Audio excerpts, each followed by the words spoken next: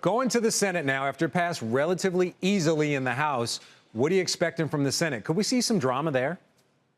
Well, Frank, this is DC. We always get a little bit of drama. This has been remarkable. 314 to 117. That's not a lot of drama coming out of the House.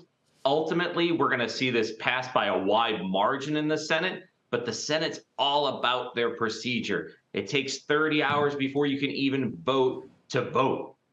So it will pass before the X date, but it's not going to be kind of straight through.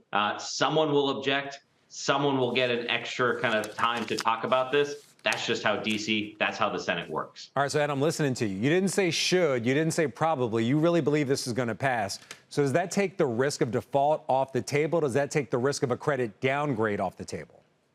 So, Frank, the risk of default, I think, is off the table. What we've been telling folks at Raymond James is that it's as important to look at what the impact here on the market going forward is versus that binary conversation we've been having. And one of the concerns I hear a lot from clients is what happens when Treasury starts issuing $1 trillion of net new issuance over the next couple of months? Where does that money come from? We think a lot of that goes into money market funds. A lot of that's in reserve accounts at the Fed. But there is a concern that some of the source of funds is the equity market. And if you get a downgrade from Fitch, which seems fairly likely because one of their concerns is all of the drama surrounding that, the drama is not going away, Frank. So if we get that back in 2011, we had a deal, then we had a downgrade, then the market sold off.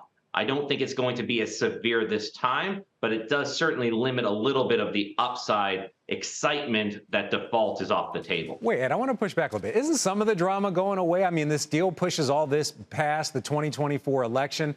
So for 2 years, don't we have some stability when it comes to threats to the market from D.C. at least? Yeah, I mean, we have it. You know, I think what's undertold about this deal, Frank, is a number of different landmines ahead have just been diffused. But that doesn't change the fact that we still have a debt limit, in that we will still fight about it and we will still go to the brink, and we still have a chance in the future that we make a mistake. But the things that got diffused is we probably really reduced the threat of a government shutdown come October 1st. That should be positive for the economy. We really reduced some of the political infighting over how much defense gets spent. How much does the IRS get for funding? What happens with student loans? So those type of things absolutely reduce the drama and are positives, but we don't take away the fact that the next time we're here, we have a chance to go even closer to default before we resolve that. A rating agency makes their rating based upon that, not based upon what just happened.